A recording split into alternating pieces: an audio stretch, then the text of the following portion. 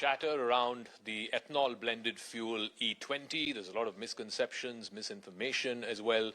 The India believes that a lot of this is attributed to vested interests who are pushing against scientifically proven ethanol blended fuel. And also we have the big question about the war and whether it restarts, or if it does, then what may India have to do.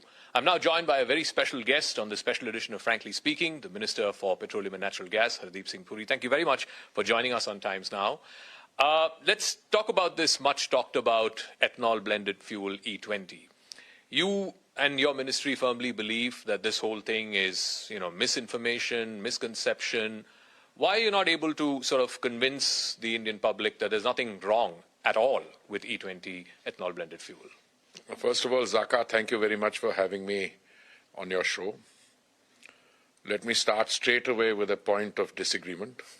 Your question, why am I not able to convince the Indian public? I don't think there's any problem with the Indian public. Okay. I'm a student of the political discourse now for many decades. I am a very proud participant in a vibrant, robust democracy. We've heard of concepts like rent a crowd. Okay, you want to do a big rock concert. You're not sure that the quality of the rock band merits interest in that particular kind of music. So you rent people, We are familiar with that in the political system. But we have a new concept now. It's called rent a cause. Rent a cause. Rent a cause. So what happens is that you find that your position on social media as someone who posts cooking recipes is not working. And you say, let me see what is trending now. So what is trending is biofuels. All right. Now, I'm a student of history, a reasonably serious student of history. I also taught at the university for a year. The first lesson you're taught in history is when you read a book, first make a determination, find out who has written it. Because from there you'll find out as to what the motivation is.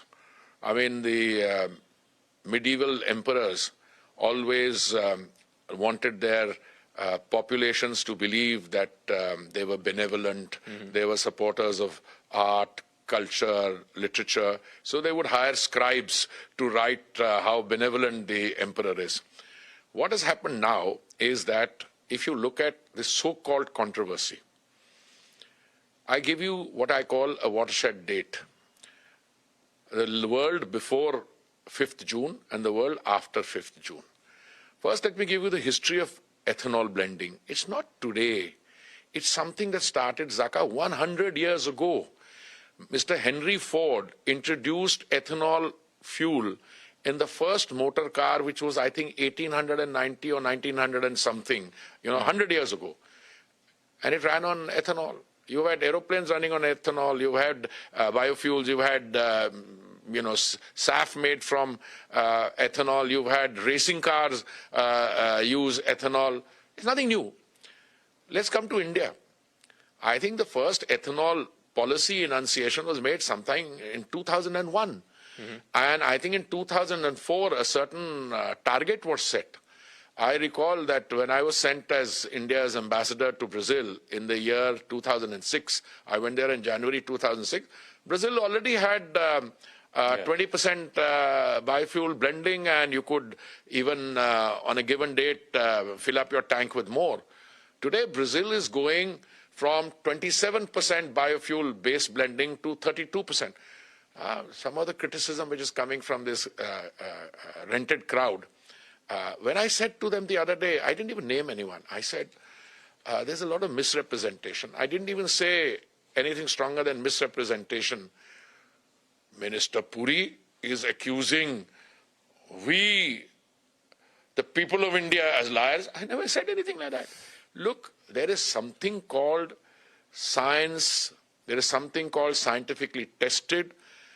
When we went into E10, I'm fast forwarding now from 1900 to 2001, from 2004, I'm coming to E10. The Modi era. Yeah.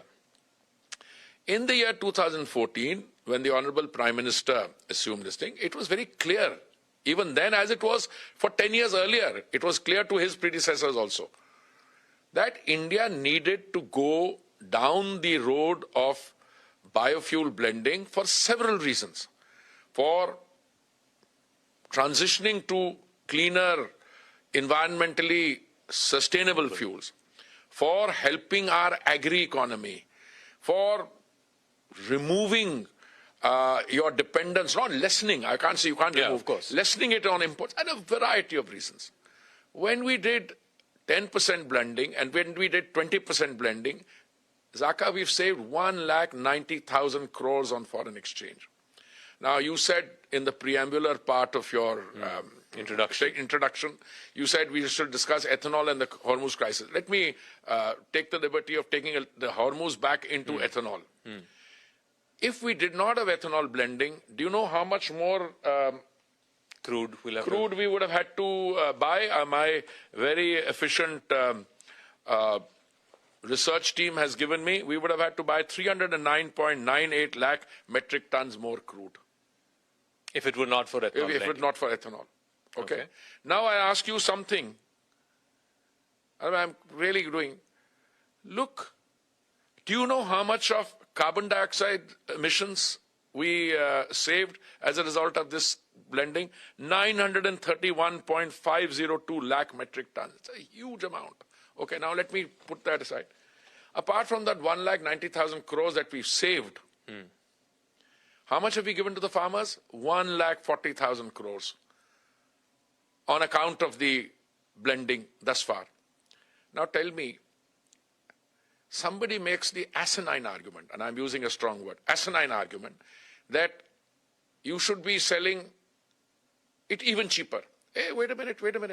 There are 193 countries in the world today, and you do a comparison. India has one of the lowest cost to consumer at the point of retail.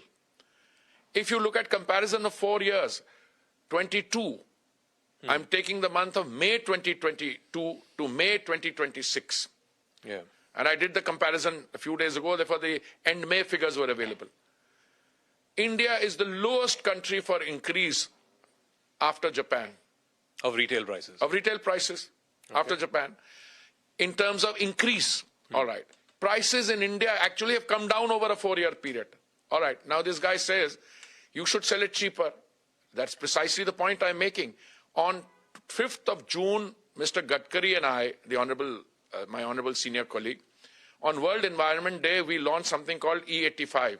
Yeah. And we announced, or rather I announced, because it's my domain, that E85 will retail at 20 rupees cheaper than the basic blend. Okay, all right, you want to discuss price, I'm willing. Then the guy turns around and says, I want choice. Wait a minute. My understanding of choice, Zaka, is that if you are here, you want something better by way of choice. If you don't want to go retrograde and regressive, that you want to go into something else. You went into this in haste. I have drawn up for you a statement. I won't take airtime, but I'm going to make it available. On how many occasions we have announced the transition. In 2014, when the national biofuel blending was only 1.5%, the Honorable Prime Minister announced that we will have a 10% blending target by November 2022. We managed to do it. Why did you do the 20% earlier? Because targets are invariably set based on your past experience. Because we could devise an ecosystem and we could implement that ecosystem and retain our target and have a faster rollout. But it's not done overnight. Why the controversy on 5th June? Zaka, we have been with E10 since November of 2022. We have been with E15 for the last 3.5 years. And we have been with E20 at least for the last 2 years. Well, technically 19%, but I would even become, stickler for the exact figure. From April 2022, we have been, April 2026, we have been at 20%. Kahan April, kahan 5th June. Chup the, koi nahi the. Hua kya that on 5th June when we said E85, somebody got startled. Tell me, you referred earlier about, one of the things is about the choice to the Indian consumer. What stops you from giving that choice? I'm giving the choice. Go beyond 20. Who wants to go back? I've never understood anybody wanting to go back on something. Look, one thing is very clear. Your engines are improving. Engines can take better. And when you talk about all the attendant problems, Suzuki Motors says that they have serviced something like 1.5 crore vehicles, and not one of them has suffered any damage on account of wear and tear. Yeah.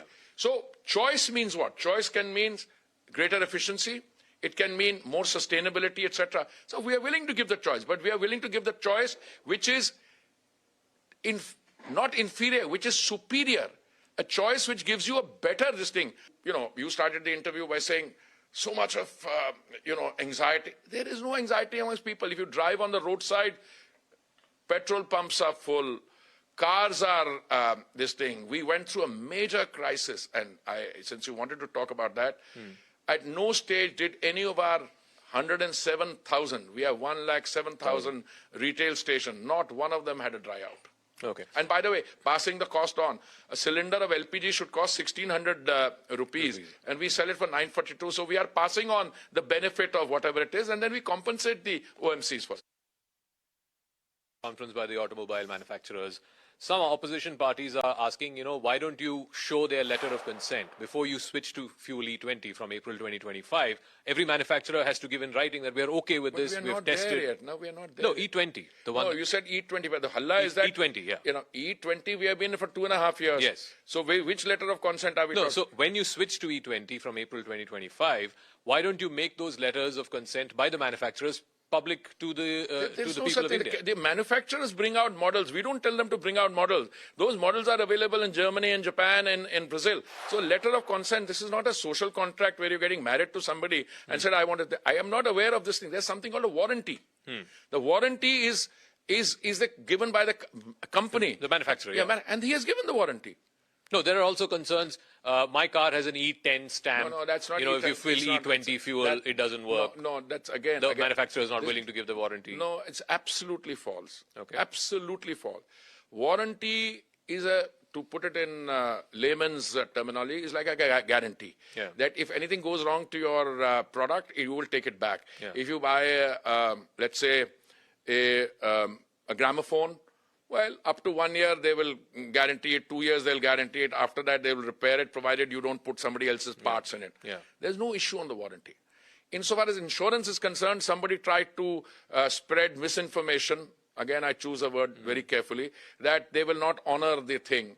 Lombard, or I think whatever it was, they clarified all insurance companies. There is no problem whatsoever. The real problem has come. They said, why are you going into E25 in such haste? Hey, wait a minute. We never went into E20 in any haste. We had proper consultation. It was scientifically tested. It was calibrated. First, the manufacturers had to produce E20 compliant cars. They had to ensure that the older cars could work on E20. Even when E10 was it, they also work out what would happen if a car was 30 years old, for instance. Okay? It's a different thing that a 30-year-old car may not get a pollution certificate. That's a separate issue. It came down to just one issue, which was mileage.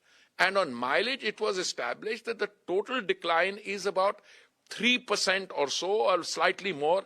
And Zaka, again, their driving habits.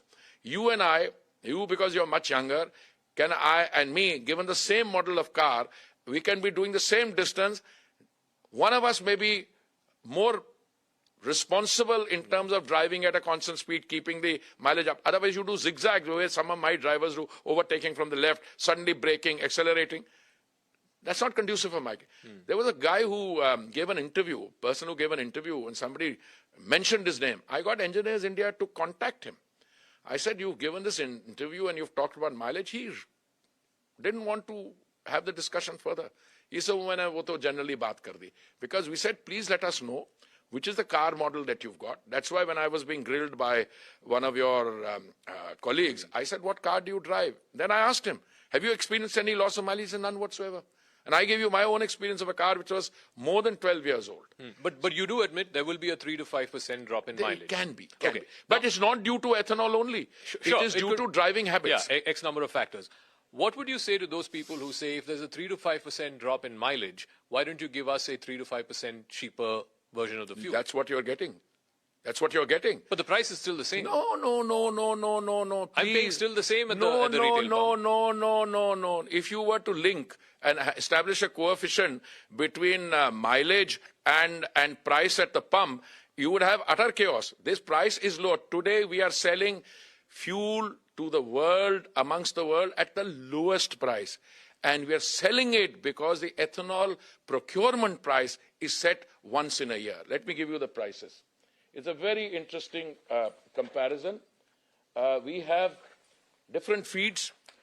One is C heavy molasses, B heavy molasses, sugarcane juice, sugar syrup, damaged food grains, FCI rice and maize. Okay? The procurement price for C heavy molasses, 57.97 rupees. For B heavy molasses, 60.73. These are amongst the lower ones. FCI rice which has been procured by the Food Corporation of India, would otherwise rot in their this thing because there's no offtake, and they make ethanol out of it, 60.32. The highest is maize, 71.86. Both in terms of percentage of feed, maize is the highest. It should be around 35% or so. And the price. We sit this once in a year. Now, in other words, by the way, when I say once in a year, I should also clarify, Zaka, we have something called an ethanol blending year, which is not the 1st April to 31st March. It's October to 1st to 31st September, as far as 30th September, as far as I remember. Because you are using ethanol, and ethanol is not subject to the vagaries of the shootout and the Brent going from 68 to 128, it is cheaper. You're passing it on. Okay. Now, but it is not, hostage to the vagaries of the war or geopolitics or whatever, but it certainly is hostage to the vagaries of the monsoon, right? Absolutely. Yeah. So this year, by IMD's own estimates, we may be monsoon deficient. How would you make the case to the Indian people that this is also a good year to increase the procurement of ethanol because you have targets to meet, and as you said, it's a cheaper, cleaner fuel? I am Minister of Petroleum and Natural Gas. My job is to ensure that there is availability, affordability, and sustainability. There are a large number of other parts of the government of India who represent the sectional interests, etc. What you've seen so far is only the play between the rent-a-crowd. Very soon, the agriculturists are going to start getting involved. The minute they realize that something major or revolutionary and transformational, that India could become completely Atmanirbhar if it has more ethanol blending and more green hydrogen, and somebody stopping it. Why? They want more crude oil imports. But our Atmanirbharta will also come because the Samudra Manthan Yojana, which PM announced, I think on 15th August of 2025, he said that we would be going into a very major deep and ultra deep water exploration program. And you know what happened in Guyana? You dig 45 deep water wells, each costing, what, $1 million or even $100 million, sorry, $100 million. 45 wells you dig, you don't get anything. 46, you almost gave up. Somebody said, ek aur kar lo. 47, they struck gold. And we are going to strike gold because we've got, in the Andaman bases alone, I'm just giving you one example, from Myanmar down, from Indonesia down here, it's entirely floating on oil and gas. Oil India dug 3 wells, in 2 they found gas. And good quantity. But today you have to dig 30, 40, 50 wells to know where exactly. So between Samudra Manthan, our own Atmanirbharta, own crude oil and gas we're already producing 50% of what we consume, and biofuels and green hydrogen. You won't have to depend on the rest of the world. Let's talk about the rest of the world. There are now concerns that the war might be restarting. We've seen an exchange of fire both between America and Iran. Last time, because of the war, there were a lot of concerns around fuel, our stock. We've seen the LPG situation. What can you say to our viewers to assure the viewers who are watching this program that we are better off today than we were when the war began? I like the elegance with which you use words. They were concerns. More than concern. Of course. Some of us had sleepless nights. I mean, when I went to Parliament in the last session, one of your colleagues sitting here can vouch it. There used to be a welcoming reception committee of gas cylinders. And it had all kinds of nasty things. Where is the, gas gone? We survived. We did well. We converted a challenge into an opportunity. Why? Because I think the Honorable Prime Minister's decisions prior to the crisis, prior to my 5 years, we were increasing refining capacity. We had learned to work as a government as a whole.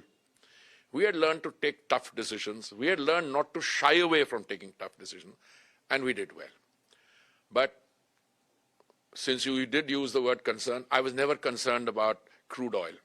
I always knew that the boss's decision to diversify from 27 countries to 41, to go to people whom you'd never dealt with. I'll give you an example of LPG. We never imported LPG other than from states in the Gulf, which mean the Saudis, the Emiratis, Qatar. I don't know what got into us. Towards the end of last year, we started talking to the United States on LPG. And we had decided already in January of this year to import 10% of our requirements of LPG from the United States. It's a big amount, 10%. But we did something more. When the crisis was full-blown, and sometimes I used to have slight, I shouldn't use the word, but much more than anxiety evident. I had daily meetings with all the CMDs of the oil marketing companies, with my secretary, senior officers. And we are collating all that into a kind of history, lessons learned, lest we forget. It should be titled Lest We Forget. We decided that out of the 80,000 metric tons or so of domestic utilization of LPG, we were producing only 34,000 metric tons or thereabout. We decided to ramp it up. We took 34 into 55,000 metric tons. Through our public sector refineries, through the private sector refineries, everybody played ball. So that we were dependent only on a much smaller portion. You ask me a question now. Again, we did very well last time. We converted a challenge into an opportunity. But if you were to ask me, how will you fare now? I say, we will do well because we have got enough stocks of domestic crude, gas. We are importing from areas. The world is opened out. Instead of coming through the Strait of Hormuz, they are being diverted to the Fujairah terminal. We are also expediting. There's more and more energy coming on the global market. That's also true. OPEC as a producers group is also seeing changes. UAE has left it. One other country in the close proximity of the UAE is talking about leaving. Brazil said, we are part of OPEC, but we will not subscribe to quotas. But more than anything else, I have full confidence in that if you come out of the last battle, you are better prepared for this one. Because we have trained soldiers, we have trained, policy making has realized there are certain things you don't do, and we've learned from that. We avoided some costly mistakes. But there was one thing constant. The opposition was critical. They were critical, कि LPG kam ho gaya. Bhai, why don't you rejoice in the fact that we had actually more LPG than we needed?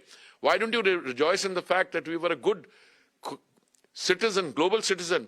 During COVID, we not only produced 220 crore vaccines of doses of vaccine, but we also exported to 150 countries. Throughout this, we never stopped our export.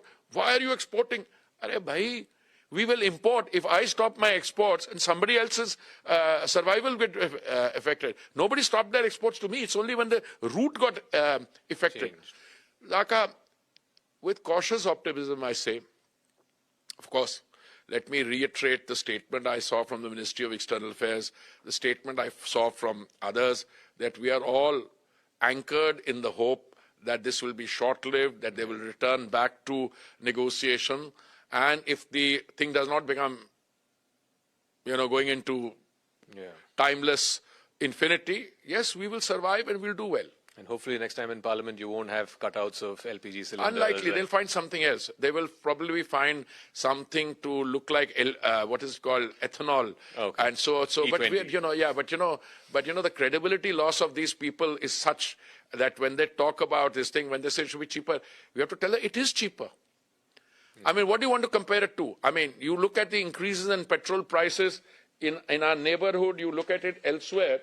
Let me just give you a comparison so that we can conclude this part of our discussion on that. The increase in percentage of petrol and diesel, okay?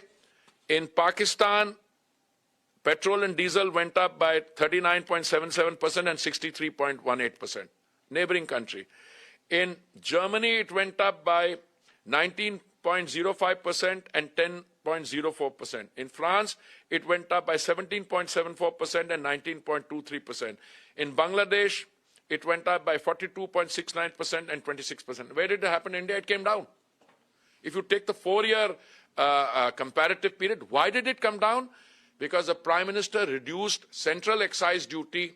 So we are giving it cheaper. So anybody says, why doesn't a 3% in mileage? Are you giving it at least 20% cheaper? I'm going to compare the LPG prices or any other fuel prices in the neighborhood or with us.